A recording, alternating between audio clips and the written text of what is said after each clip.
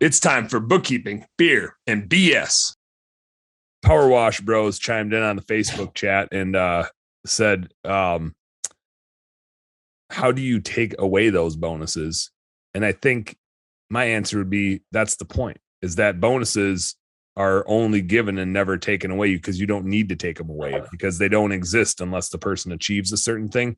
I think what's harder is when, now that's like the simplified version. People do, as Dave said, get addicted to a bonus, whether it's like we pay monthly bonuses even to our bookkeepers based on their production rate.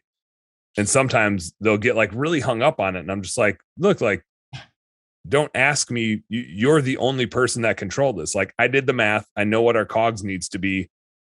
How much you're able to produce and how fast and efficiently and with quality you can get your job done dictates your bonus. I have nothing to do with it. I built the process.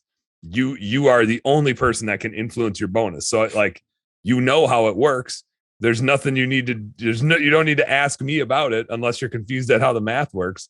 But I think part of the challenge is if they get used to a bonus and then they don't earn one, there is some times where they like come back to you as if you owe them a bonus because they got used to getting it.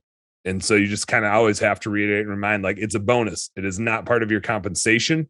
It is, I mean, like, it ends up being part of your compensation, but it is a bonus and it purely goes with the success of the financials, and it can be taken away at any time based on business needs or based on your performance or whatever the case is. Like, that's why it's called a bonus. That's why it's not salary or hourly pay.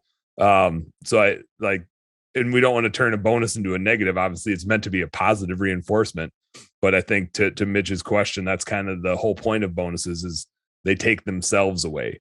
You don't. I think you hit it on the head, is the expectations. Like everything else, if the expectation's very, very, very clear, there should be no surprises. But I would push back a little bit with some caution on, you are completely in control of your revenue that we're paying you on, because that's where the problem, if it's a technician and the truck breaks down, how is that my fault that I can't get to that job because you didn't have the truck in order or maintained properly or something like that? It's not necessarily their fault if Mrs. Jones cancels that cleaning that afternoon because her kid's sick. They have no control over that revenue, none. So I would just say there's some caution in saying that, you are in charge of your production and bonus. Sometimes they're not, but that has to be talked about up front, and that expectation has to be clear that that's just the way it works. I mean, we can lower your hourly rate and show you some things that way, which we're not going to do because it's not good for you over a week's time or 2 weeks' time or a month's time. But there are plenty of times where that revenue is out of their control.